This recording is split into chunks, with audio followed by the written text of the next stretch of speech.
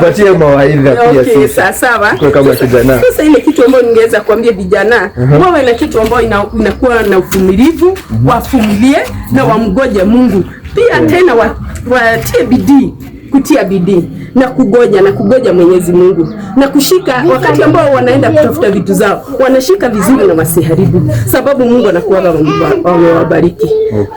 Sasa ile kitu ambayo nitaweza sema sana, ni vijana wangu na nawapenda sana, lakini kitu ya kwanza ni kutia bidii na kutegemea Mwenyezi Mungu.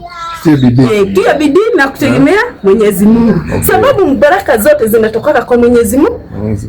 Zinatoka kwa Mwenyezi Mungu. Sababu kama baraka itokai kwa Mwenyezi Mungu, sisi wote tungekuwa tunapigana kabisa. Lakini sababu ni kwa Mwenyezi Mungu. Na baraka, kila mtu Mungu anakuwa ameshika baraka yake na anampatia. Hata mtu akipinga namna gani, lazima itamfikia. Kwa hivyo ile kitu ambayo nitaweza ambia wa vijana wangu na ninawapenda mkiwa wamoja wao.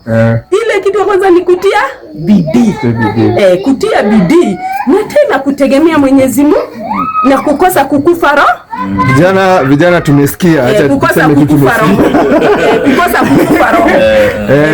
Tusikufe roho. Msikufe roho. Ni kweli kwamba ni ngumu, lakini safari haitaki mtu mwenye anakufa roho, mtu mwenye anajikaza naye Mungu anamweka nguvu, sababu Mungu ndio mwenye naye Mungu anamulikia ile nyota ambao yenye Mungu alikuwa amempatia. Kijana kununua.